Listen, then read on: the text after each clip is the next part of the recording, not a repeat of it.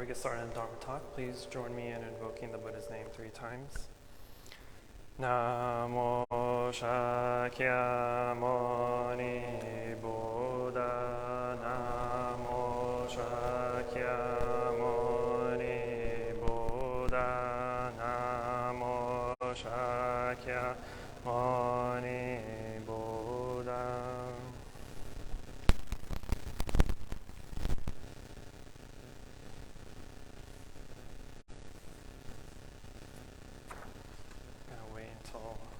Fixes my mic.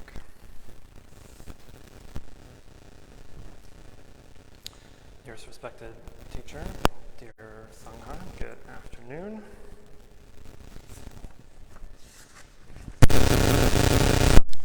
Alrighty, so today I'm starting a new session of series of teachings. So we'll be learning about the Dhammapada. Dhammapada is one of the most important Buddhist texts there are. It's also one of the oldest. It was compiled only a few months after the Buddha passed away by his enlightened disciples. So it's a series of 423 verses in 26 chapters. And it is a text that was compiled by hundreds of different sermons. So it's not just one thing or one sutra or text that the Buddha made at one time. So it's a series of different discourses. Fun fact, the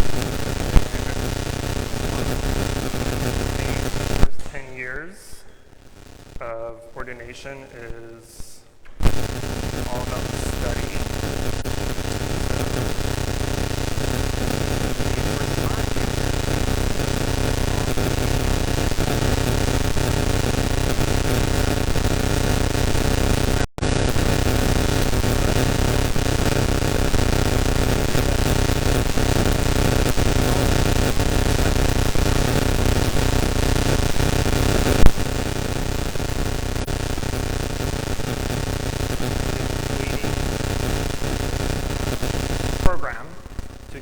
The Dhammapada, because it's one of my favorite texts there are. I usually quote it and refer to it quite often. I chant it at least once a month. So it's very influential and has a lot of great info in it. But during the program, I was waiting to see what translation they were using. Because typically when I create like our chant books or create anything that we chant or read, I try to use different sources or multiple sources and different translations in order to make one better translation. And so when I was, as most of you know, I have like 3 dozen textbooks because I take a lot of notes when I study. And so when I was writing down the Dhammapada, I wanted to use my own translation. So I used 4 different sources and one direct Pali translation, or Pali edition. So hopefully the words that I translated are easier to understand. Usually I try to make it something that's easier, that's more simplified, that's easier to chant when we chant, because there's a lot of words, or some of the translations that I've seen, where it just doesn't flow, right? They use really technical words or really long or obnoxious words that just don't sound pretty when we chant.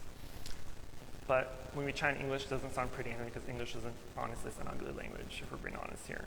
But I wanted to create a translation that's a little bit more smoother.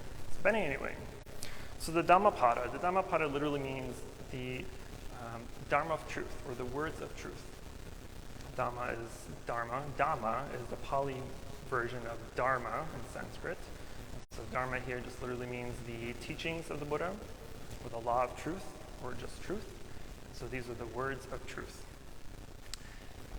And what I will try to attempt, because again, there's 426 verses. It's a lot of information here. So I'm probably going to spend at least a year going over all of them. But I am unsure if I want to go through every single chapter or every single verse. So as I prepare my talks, I'll take a look at what chapter or verse we're on, because a lot of these chapters, all the chapters have topics, right? So all the verses are common to the topic of the chapter. So there are a few chapters in here that may not be relevant to our day and time. They also may not be relevant to lay persons, because some of these chapters are directly concerning monks and nuns and our precepts, which you do not have.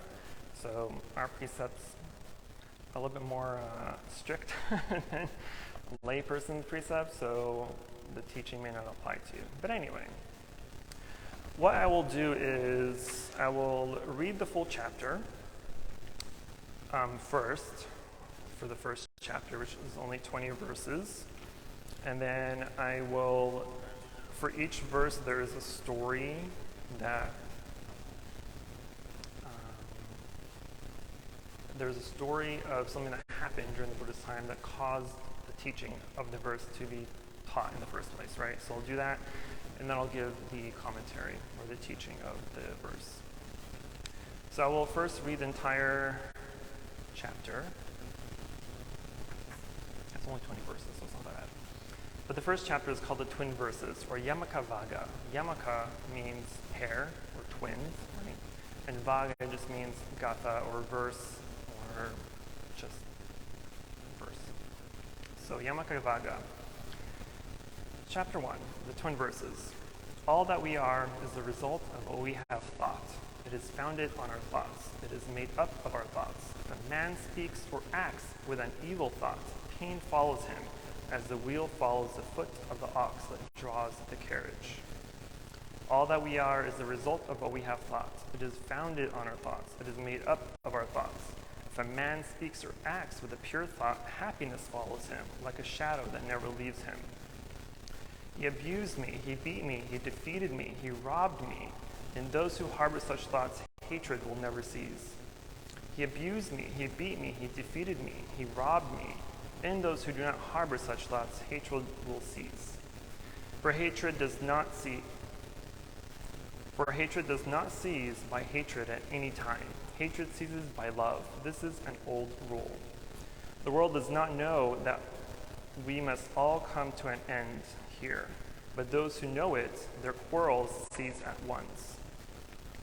He who lives looking for pleasures, only his senses uncontrolled, immoderate in his food, idle and weak, Mara, the tempter, will certainly overthrow him, as the wind throws down a weak tree. He who lives without looking for pleasures, his senses well controlled, moderate in his food, faithful and strong, him Mara will certainly not overthrow, any more than the wind throws down a rocky mountain. He who wishes to put on the yellow robe without having cleansed himself from defilements, who disregards self-control and truthfulness, is unworthy of the yellow robe. But he who has cleansed himself from defilements is well grounded in morals, who regards self-control and truthfulness, he indeed is worthy of the yellow robe. They who imagine truth in untruth and see untruth in truth never arrive at truth, but follow vain desires. They who know truth in truth and untruth in untruth arrive at truth and follow true desires. As rain breaks through a house with a bad roof, passion will break through an unreflecting mind. As rain does not break through a well-roofed house, passion will not break through a well-reflecting mind. The evildoer suffers in this world and he suffers in the next. He suffers in both. He suffers and is afflicted when he sees the impurity of his own deeds. The virtuous man delights in this world and he delights in the next. He delights in both. He delights and rejoices when he sees the purity of his own deeds. The evildoer suffers in this world and he suffers in the next. He suffers in both. He suffers when he thinks of the evil he has done. He suffers more when going on the evil path. The virtuous man is happy in this world and he is happy in the next. He is happy in both. He is happy when he thinks of the good he has done. He is still more happy when going on the good path. The thoughtless man, even if he can recite a large portion of the Dharma, but is not a doer of it, has no share in the monkhood, but is like a cowherd counting the cows of others. The follower of the Dharma, even if he can recite only a small portion of the Dharma, but having forsaken passion and hatred and ignorance, possesses true knowledge and serenity of mind. He, caring for nothing in his world, he, caring for nothing in this world or that to come, has indeed a share in the monkhood. Beautiful words, no? So I will attempt to get to the first 4 verses today. If you know me, I talk way more than I should, so I may or may not be able to do that. But the twin verses here, if you were following and paying attention, you'll see that each verse was the counterpart to the first, right? So there's 10 teachings, and there's 10 positives and 10 negatives, right, to make these twin verses. So there's 20 in total. So the first verse, again, all that we are is the result of what we have thought. It is founded on our thoughts. It is made up of our thoughts. If a man speaks or acts with an evil thought, pain follows him, as the wheel follows the foot of the ox that draws the carriage. So the story that accompanied this was because there was a monk called Kachupada. In a previous life, he was a well-known physician. And he had an old lady come to him who had bad eyesight. And she was begging the physician to fix her eyesight. She even promised him, if you're able to fix my eyesight, me and my sons will be your servants for the rest of our lives. But because she didn't want to do that, even though she promised, she lied to the physician. So even though he gave her ointments to improve the vision, and her vision was truly improved, but she lied and said, my vision is not improving. And the doctor knew this, and so he did a misdeed and gave her some ointment that actually did cause her to go blind. And because of that, he became blind in his future lives. And so in one life, by the time he became a monk, his eyesight was getting bad, and he made a vow once he became a monk, he made a vow that he would never lay down. He would only sit, stand, and do walking meditation. And so at one point, he went to a doctor, and the doctor said, I have something for you, but you have to lie down in order to take this ointment. And the monk was like, no, I have a vow to never lie down, so I'm not going to lie down. So the monk took the ointment, but he did not take it while lying down. So his eyes never improved. And so he just started to become more blind after some time. And then on one day where he was doing walking meditation, he was a very diligent monk. He was very good in his practice. But again, he neglected his own eyesight. He neglected the advice of a physician. But one day as he was doing walking meditation, at the moment that he went completely blind, at that same moment he also became enlightened and became an arhat. Because he knew that the mind does not rely on objects, right? As we will chant soon in the Heart Sutra, that there's no form, no sound, no smell, no taste, no touch, no object of mind. All these things are just the external circumstances that we take in to make our own perceptions. Anyway, but at the moment of blindness, he became awakened, right?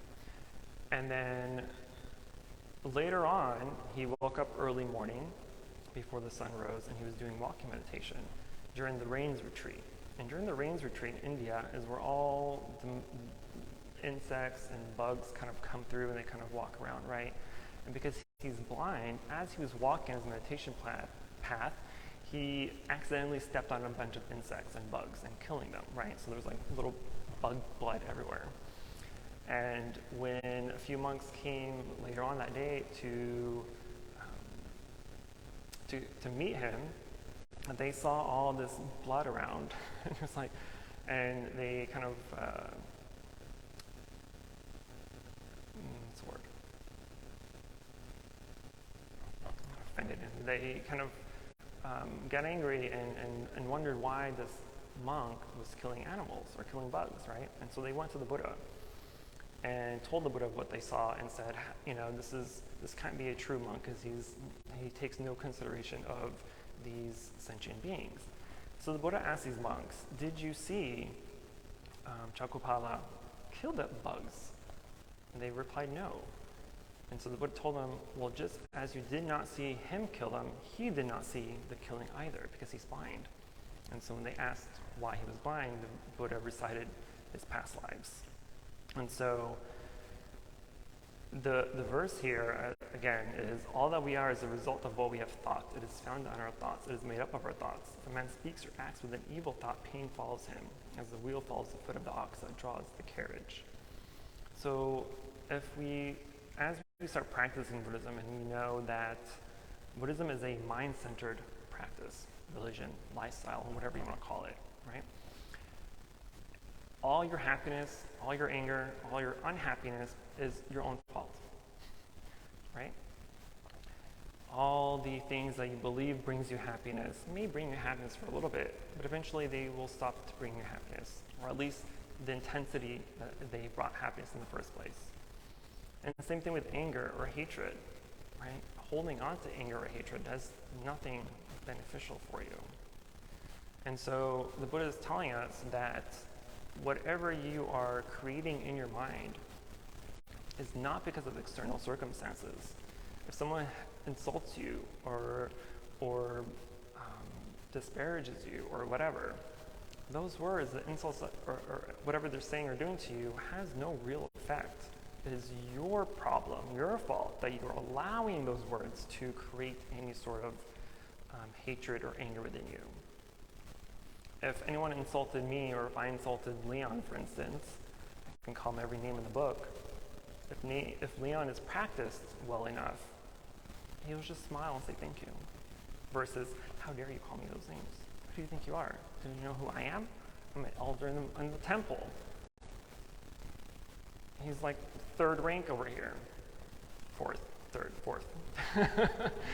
So if he is unpracticed, uncontrolled, then he'll have those types of negative reactions, right? But if he is well controlled and well practiced, then he knows that those insults, those words, those anger and hatred means nothing, and it doesn't affect him whatsoever.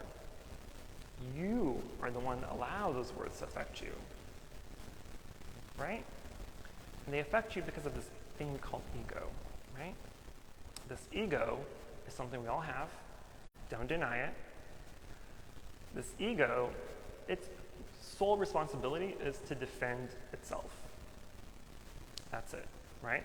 And so when someone calls you names, when someone insults you, begrudges you, and if you're uncontrolled and untrained, then your ego kicks in, and it's like, again, who do you think you are? Don't you know who I am? I'm way better. I'm not what you're calling me. So it tries to defend itself. It starts retaliating. It starts insulting back. It starts to spew evil, negative words back, right? So that's the purpose of that first verse. The second verse is the opposite. All that we are is the result of what we have thought. It is founded on our thoughts. It is made up of our thoughts. If a man speaks or acts with a pure thought, happiness follows him like a shadow that never leaves him. And the story for that is about Mata Kundali. He was a son of a very rich Brahmin, and this Brahmin was very stingy in his possessions. He did not want to spend any money on anything whatsoever. All the gold, all the jewelry that he gave to his sons or to his wife, he made himself because he didn't want to spend the money for someone else to make it for him, right?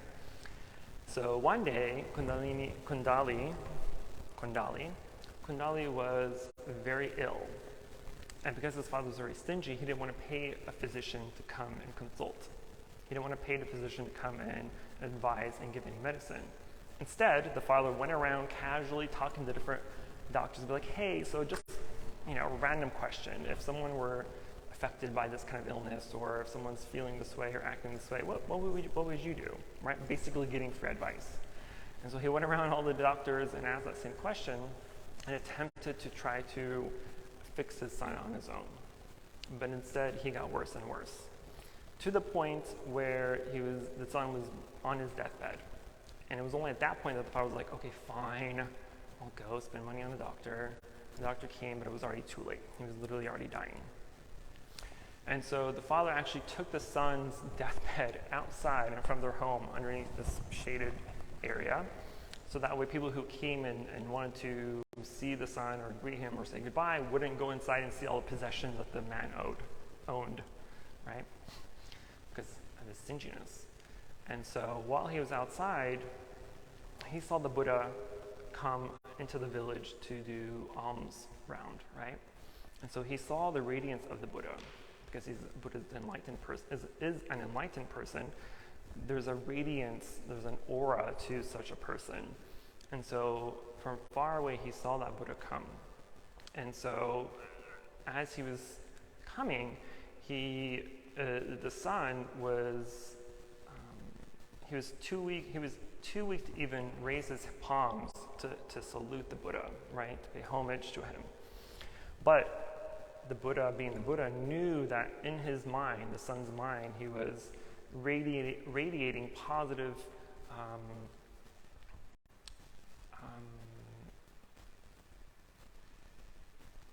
he had a pure thought, right? He had pure thinking, he had a pure mind, that it was genuinely pure, and not just because he was dying or because whatever, right? Just seeing the Buddha gave him such happiness that when the son died, he actually was reborn in a heavenly realm, according to the story.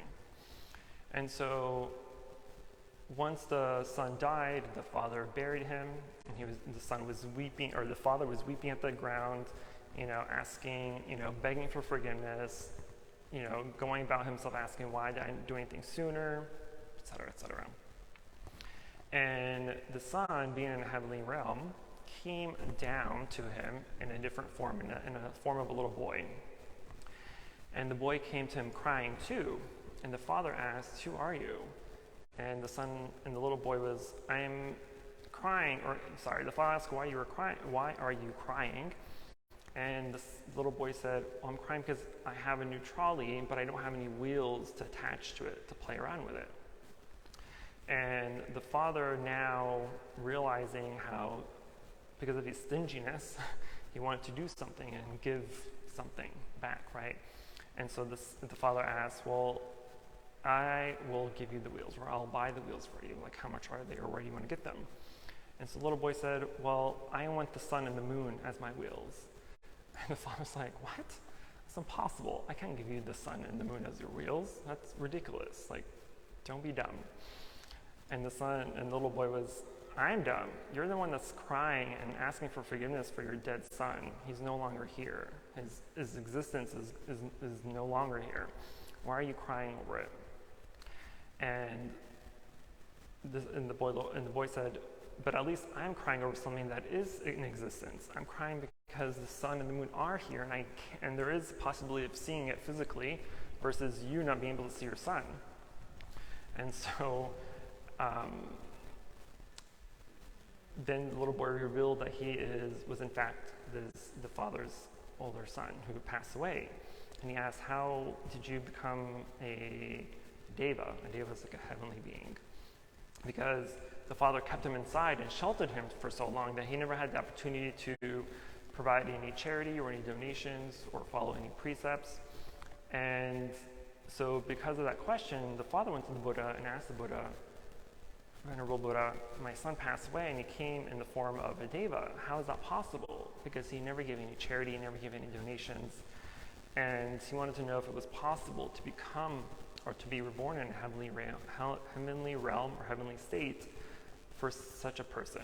And the Buddha said it's possible, because the act of charity, or the act of giving, in and of itself is not charity or giving, because the intention behind it is not pure. But your son, on his deathbed, his mind was pure enough that it allowed him to be reborn in a heavenly realm. And so the moral of the story here is how you control your mind in certain situations is what is important. It's not important that you come to temple, that you chant with us, that you give donations or do anything, but it's the reason behind why you're here in the first place, right? Because you are here, I'm assuming at some point in time you've had some enlightenment spark that allowed you to be here, right? I always joke with people and say enlightenment isn't this big fireworks show, right? There's no fancy strobe lights or fireworks or anything going on when enlightenment happens. It's just a state of mind. And so we all have small portions of that happening throughout our lives, right? It's that aha moment. It is the moment where something just makes total sense. It's in total clarity. It's completely pure. And you're able to see that clearly. That's enlightenment. Full enlightenment is be able to contain and maintain that feeling, that state of mind forever, basically, right? So as you go through situations, right, the first verse was saying if you hold on to negativity, if you harbor anger and hatred and ignorance and delusion, all these other poisons of the mind, then you do yourself no good, whether you're the most charitable person ever or not. You can give away your entire wealth, but if your mind is not pure, it's not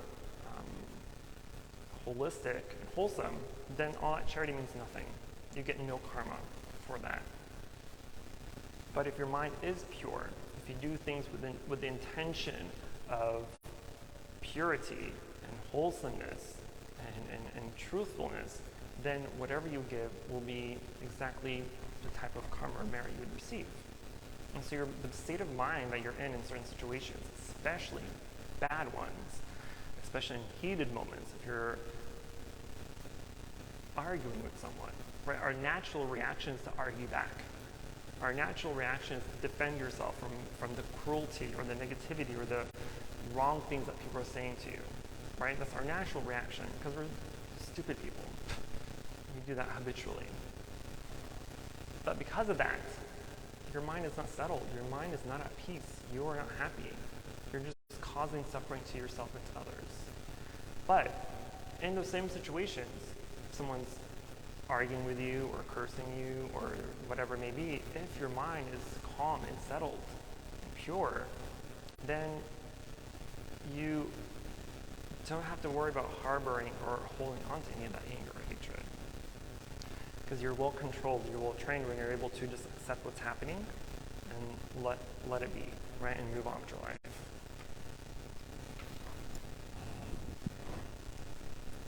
I'm going to stop there. I can go on to more, but I want to attempt to get to the rest of the verses. So verse 3 and 4, I'm going to combine them. Again, the verses went, he abused me, he beat me, he defeated me, he robbed me. In those who harbor such thoughts, hatred will never cease. He abused me, he beat me, he defeated me, he robbed me. In those who do not harbor such thoughts, hatred will cease. And the story that brought about these verses was a monk named Tisa, who was a cousin of the Buddha at the time, and he was according to the stories, he was a very large person. He was pretty fat, and so he was very spoiled, right? Because he's a cousin of the Buddha. He was royalty, basically. But he ordained late in life. And so because he ordained late in life, he was very old. He was much older than most other monks. And because he was the cousin of the Buddha and of royalty, he had very egotistical kind of state of mind, where he just thought he was better than everybody else, right? Because of who he was and who he was related to.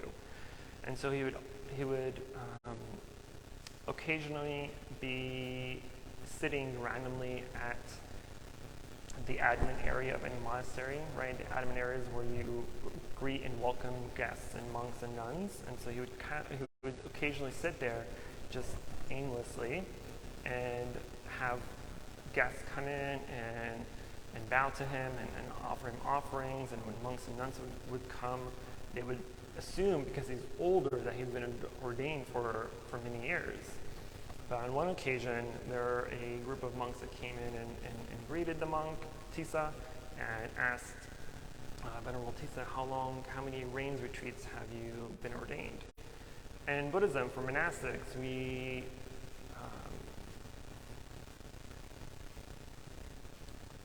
there's a hierarchy of some sort in monastic order. And it's not by your age, your chronological age, but it's about how many rains retreats you've attended. A rains retreat is an annual 3-month retreat that every monk and nun have to go through. And so when you say, I'm 3 rains retreats old, that means you've been ordained for at least 3 years or more, right? And so on and so forth. And so this group of monks that came in and greeted Tissa asked him, Venerable Tissa, how long have you been ordained? How many years have you been ordained? And Tissa was like, for years, I've barely just become ordained. And so, because he was much junior in an ordination of these visiting monks, the monks asked him, then what are you doing here? Because usually a senior monk would be at that position to greet and to help these visiting monks coming in. And so they basically insulted him, like, why are you here? You're not supposed to be here. You should be out practicing and studying the Dharma, not greeting monks. A senior monk should be here instead. And so Tissa got offended, and he was like, how dare you? Don't you know who I am? Tissa, I'm the cousin of the Buddha. Like, who do you think you are? So he went to the Buddha and complained and said, Buddha, these people insulted me. They said I shouldn't be there, I should be out there, right? He was basically nuanced to the order, which unfortunately still occasionally happens nowadays, right? There's some monks and nuns out there who are just randomly doing nothing at temples when they should be doing something productive. But Buddha told him they were right. You, first of all, should not be where you should be. You should be practicing, you should be meditating, you should be advancing your practice, and allowing more senior monks to be in that position to greet and honor visiting monks and nuns. And so he told Tissa that he should go and apologize to them. And he was like, no, I'm not going to apologize to them. I'm much older, and I'm of royalty. It was like, that has no concern. When you become a monk, you let go of any titles and designations you've had before. None of that matters anymore. What matters now is your practice and the seniority of your practice. And Tissa was very adamant about not apologizing. And the Buddha was telling the other monks, yeah, that's Tissa. He's spent very many lives in the same mindset, so it's kind of eh. But eventually, Tissa did oblige and apologize to the monks.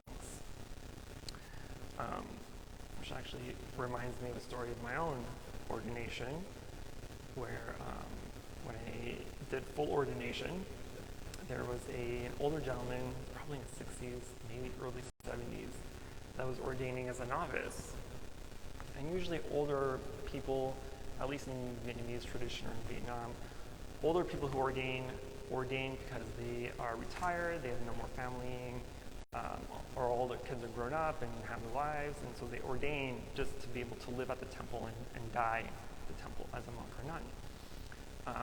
And if you're older, usually the cutoff age is at 50 or so. If you're older than that, then you can only ordain as a novice. You can never take full ordination, right? Because you're too old and you have no ability to be able to learn or teach or do anything that's heavy manual labor.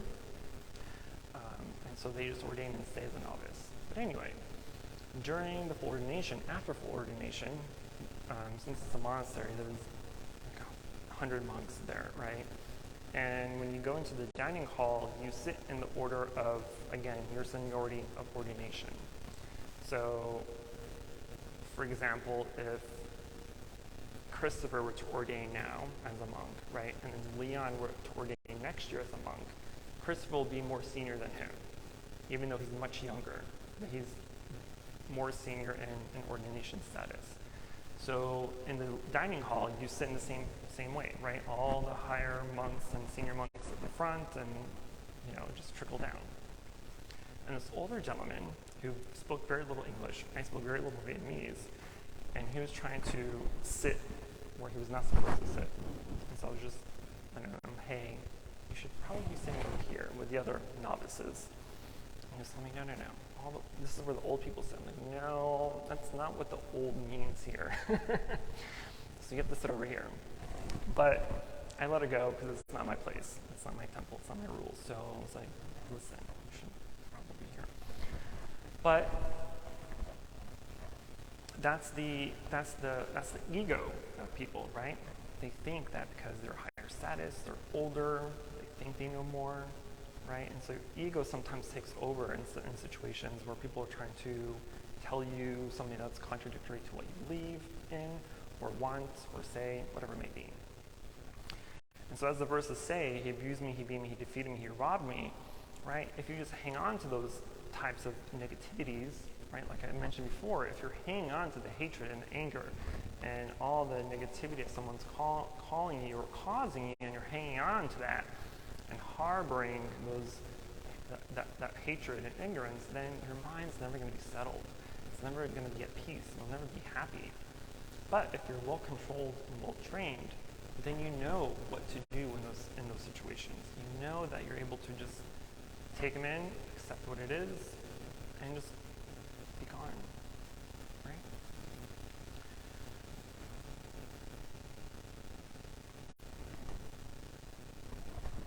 I have another story. I forgot what it was.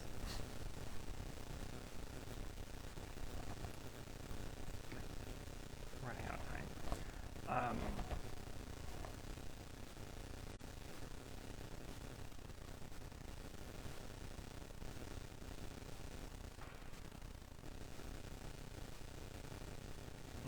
Never mind. Forget the note story. But anyway, as you go on in life and you do whatever it is that you do, or you interact with whomever you interact with, just be mindful and aware of what your mind is going through in those situations, especially in difficult situations. Because it's in those difficult situations, in the heated arguments, in the moments of anger, that we are unable sometimes to control ourselves. Right? Again, because we're habitual beings. We have this habitual reaction to things that are negative, right? So instead of reacting to things, we need to just observe what's going on in our minds. Because the action of what we do is not the determining factor in our life, right? The action of the determining factor, our mind is. And so if you call me names, or you insult me, or you hit me, or you are being whatever, those actions are not what is causing you pain. It's not what's causing you the anger. It's not what's causing you the discomfort. It's your own mind allowing those things to cause those negativities to affect you. So if you are able to recognize that and observe your mind as those situations are happening, then it's easier to see them as it's happening, and to be able to accept what's going on, to be able to say, yes, this is a bad situation. I am being insulted or cursed at, whatever. But if you're able to be aware of what's happening in that moment, then you can stop yourself before you do anything. Because I always say, everything starts at the mind level first, right?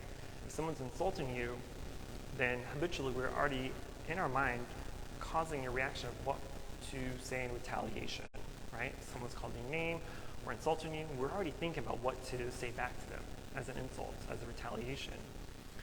But if you're mindful enough, then as those thoughts are arising, you're able to be aware of them and stop them at the thought process, right? If you're unable to stop it at the thought process, then what happens then? Then it becomes speech. Now you're physically saying